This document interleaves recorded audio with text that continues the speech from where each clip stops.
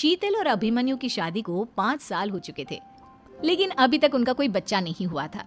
इसकी वजह से शीतल और अभिमन्यु परेशान रहते थे, लेकिन उन दोनों से ज्यादा परेशान थी शीतल की सास, यानी अभिमन्यु की माँ जानकी देवी। जानकी देवी चाहती थी कि जल्दी से जल्दी उनकी गोद में पोता या पोती आ जाए, और इसीलिए वो अपनी बहू शीतल को लेकर एक दिन हॉस्पिटल पहुंची। डॉक्टर मैडम, जरा ठीक से चेक करके बताइए ना। कई बड़े बड़े डॉक्टर को दिखाया है, लेकिन मेरी बहू माँ ही नहीं बन पाती। मैंने शीतल को बहुत अच्छे से चेकअप किया है। देखिए, बात यह है कि शीतल के अंदर माँ बनने की कैपेसिटी नहीं है। ये आप क्या कह रही हैं डॉक्टर साहब? कोई तो इलाज होगा ना, कोई दवाई दे दीजिए। देखिए, कुछ प्रॉब्लम ऐसी होती है जिनका कोई ट्रीटमेंट नहीं होता। आई एम सॉरी टू से, लेकिन शीतल कभी माँ नहीं बन सकती, क्योंकि उसके यूट्रस में अंदर से ही कुछ प्रॉब्लम है। घर आने के बाद क्या हुआ माँ? कहाँ लेकर गई थी आप शीतल को? अरे कहाँ लेकर जाती, डॉक्टर मैडम के पास ले गई थी, लेकिन तेरी बीवी तो कभी माँ बन ही नहीं सकती। मम्मी जी, इसमें मेरी क्या गलती? अगर अंदर से कोई प्रॉब्लम है तो उसमें मैं भी कुछ नहीं कर सकती। जानती हूँ, ये बात डॉक्टर के मुंह से सुन चुकी हूँ।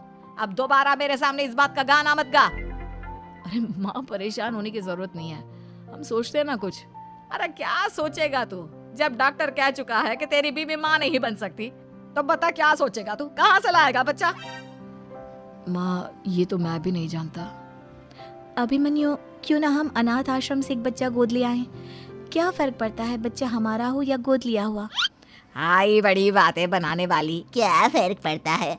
अरे क्यों फर्क नहीं पड़ता? मुझे इस वंश को आगे बढ़ाने के लिए मेरे बेटे का खून चाहिए, किसी दूसरे का नहीं। लेकिन माँ, आप जानती हैं कि ये अब पॉसिबल नहीं है। मैं कुछ नहीं जानती।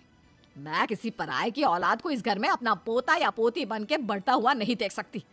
मेरा वंश मेरे बेटे के खून से ही आगे बढ़ेगा। लेकिन मम्मी जी, ऐसा कैसे हो पाएगा? आप अच्छी तरह जानती है ना, मेरा और अभिमन्यु का बच्चा नहीं हो सकता। तो मैं अपने बेटे की दूसरी शादी करवाऊंगी, और अपनी दूसरी बीवी से ये मुझे बच्चा पैदा करके देगा। ये आप क्या कह रही हैं माँ? मैं किसी और से शादी नहीं करने वाला।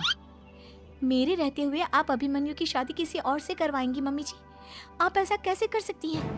तू बस देखती जा बहू, मैं ऐसा कैसे कर सकती हूँ। कुछ दिनों के बाद, अभिमन्यु, मैंने तेरे लिए लड़की ढूंढ ली है। माँ, मैं आपको कितनी बार समझाऊं, मुझे किसी से शादी नहीं करनी है। पहले मेरी बात सुन।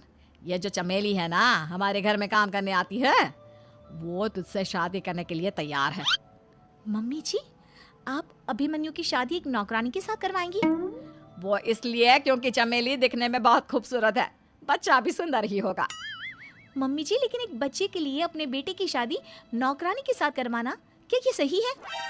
अगर अभिमन्यु ने शादी नहीं की ना, तो मैं अपनी जान दे दूंगी। अब देख लो, अगर तुम्हें अपनी माँ की जान प्यारी है तो तुम्हें इस नौकरानी के साथ शादी करनी ही होगी। इस तरह जानकी देवी अपने बेटे अभिमन्यु की शादी नौकरानी चमेली के साथ करवा देती है। कुछ दिनों के बाद, नौकरानी से मालकिन बन के तो मजा आ गया। अब तो मैं इस घर की मालकिन हूँ। देखो, अपने आप को ज्यादा मालकिन समझने की कोशिश मत करो। एक बार तुम्हारा और अभिमन्यु का बच्चा इस दुनिया में आ जाए, उसके बाद तुम इस घर से हमेशा के लिए चली जाना। अरे जाओ जाओ, किसी और के आगे बातें बनाना। एक बच्चा तो पैदा नहीं कर सकी, बढ़िया आई। जाओ जाकर मेरे लिए कॉफी बना कर लाओ।